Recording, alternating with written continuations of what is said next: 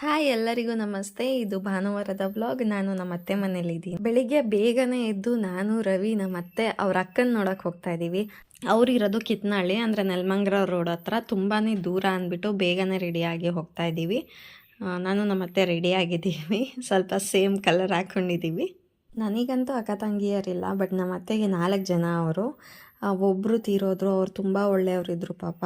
And ಇವರೆಲ್ಲರೂ ಅಷ್ಟೇ ಒಂದು ಸ್ವಲ್ಪ ಸಾಫ್ಟ್ ಆ್ಯಂಡ್ ಇನ್ನೋಸೆಂಟ್ಸೆ. ಅವ್ರ ಅಕ್ಕನ ಜೊತೆ ಎಲ್ಲ ಫೋನಲ್ಲಿ ಮಾತಾಡ್ಕೋತಾರೆ ಅಷ್ಟೇ. ಬಟ್ ಇವಾಗ ಅವ್ರು ಹುಷಾರಿಲ್ಲ ಅಂತ ಡೈರೆಕ್ಟಾಗಿ ಹೋಗಿ ನೋಡೋಕ್ಕೆ ಹೋಗ್ತಾ ಇರೋದು. ಆನ್ ದಿ ವೇ ಹಾಗೆ ಬಿಡ್ದು ಬಿಸಿ ತಟ್ಟೆ ಇಡ್ಲಿ ತಿಂದ್ಕೊಂಡು ಹೊರಟ್ವಿ.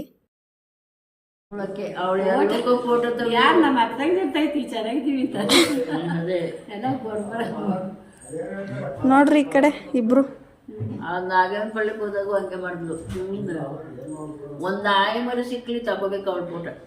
ನಮ್ಮತ್ತೆ ನನ್ನ ಈ ರೀತಿ ಹೊಗಳ್ತಾ ಇದ್ರು. ಒಂದಿನ ಎಲ್ಲ ಕಂಪ್ಲೀಟಾಗಿ ಮಾತಾಡಿಕೊಂಡು ಈ